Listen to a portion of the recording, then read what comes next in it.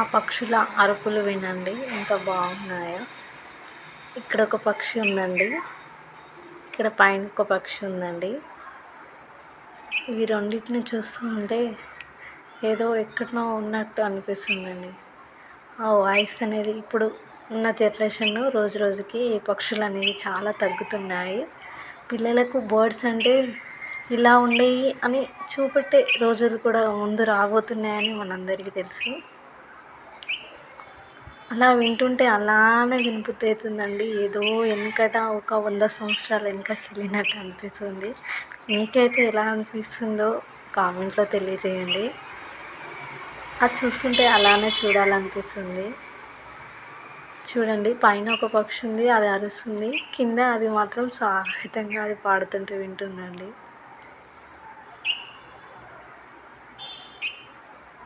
Nature అనేది ఇలానే ఉంటుందేమో అనిపిస్తుంది. చూడండి, ఇప్పుడు మా ఇంట్లో ఏమి చేసామో కర్రీ మీకు చూపెడతామండి. సరే చూడండి, చూడండి మా ఇంట్లో ఈరోజు చేసినవి కర్రీస్. పాలు మార్నింగ్ చేసినవి పాలు. ఇంకా కర్రీ అంటే అంచుకి పాపడాలు. తెలంగాణ స్టైల్ చారు అండి, పచ్చిపులుసు అంటారు తెలంగాణలో అయితే. దీంట్లో అయితే బాయిల్ ఎగ్స్ అండి.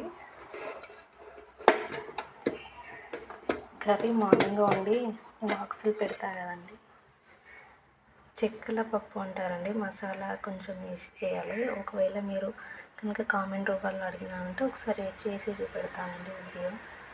సరే, ఇది చూడండి, ఇది తెల్లని రైస్, వైట్ రైస్. అంతే అండి, తాగడానికి వాటర్.